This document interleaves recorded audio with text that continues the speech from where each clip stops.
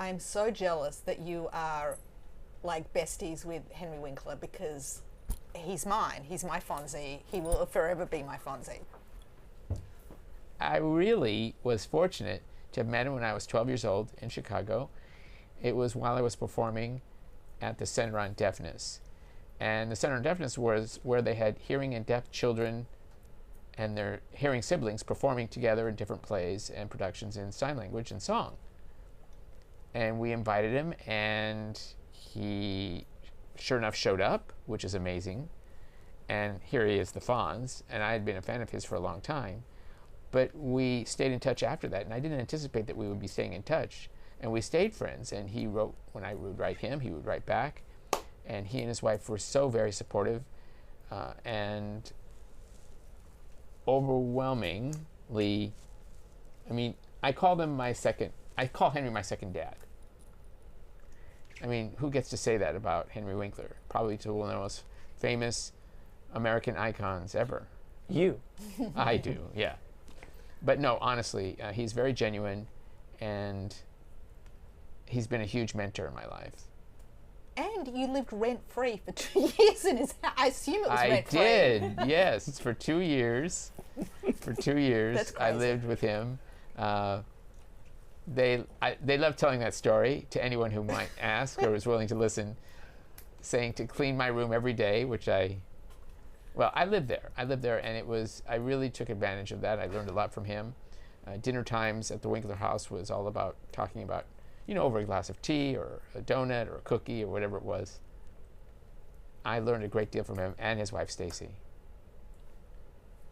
I can't believe that's in my history. It's right there in the book, my history, Living with the Winklers. One of the things that made me sad was, to me, you see famous people and you think, oh my God, they have an amazing life. And I remember when you won the Oscar, like how amazing. And then hearing the story of how you were scared to go get it from him and you didn't grab it right away, and the moment was kind of tarnished, and it just, oh my God, it's so heartbreaking that you just don't know what's going on in people's lives, and that situation just sounded terrible. That's why we had to do this documentary, and particularly directed by a deaf woman who happens to be my friend as well, to be able to give, I think it's very important, all the things that I experienced and why I was who I was at that time, and how I grew from that experience and those experiences to today. I remember seeing the movie and reading about your relationship in the tabloids. Oh, it was tempestuous or stormy, which now we look back and, oh, it's another word for abusive. Well, he dictated my narrative. In many ways, to the point where perhaps, rightly so, but not rightly so, the tabloids write whatever they want to write to as well.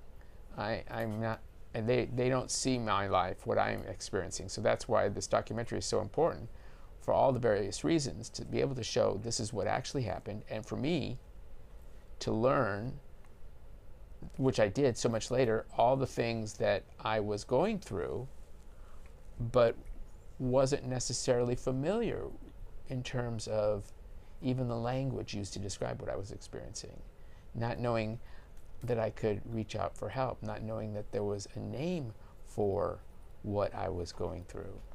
So a lot was going on at the time. And that was another thing that was hard to watch, some of the questions that you got about your acting ability or whatever in the deaf community. It was like, oh, it's so cringy. It made me so uncomfortable. And I know it was a product of the times, but ugh. Well, it was uncomfortable, yes. Well, that was the point, that you should be uncomfortable as a viewer. Typically, people, most of the time, things that we've faced, things that we read, tend to center very specific kinds of people that don't look like us or talk like us. They have this need to make everyone else feel comfortable, make everyone feel like their deafness is okay, that she continues to overcome this and she continues to inspire people.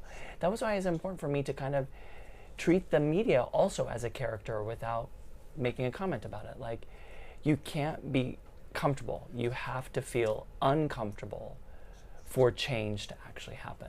And to understand. That also made me sad that you missed out on speaking at the Coda Academy, like when it won. Like, this could have been like, I don't know, where you kind of set things straight. During as the producers spoke about, it was richly deserved, by the way, of receiving the Oscar for Best Picture, and we were very proud of them. I was ready to mention so briefly a thank you to the world for watching Coda, to be able to take an interest in our culture, to be able to acknowledge the deaf community, our community. And when I watched what was going on and saw Jack, my interpreter, really wanting to, put aside what they were saying in order to get me ready to go up to the microphone, he was much more, I said, what is Jack trying to do here?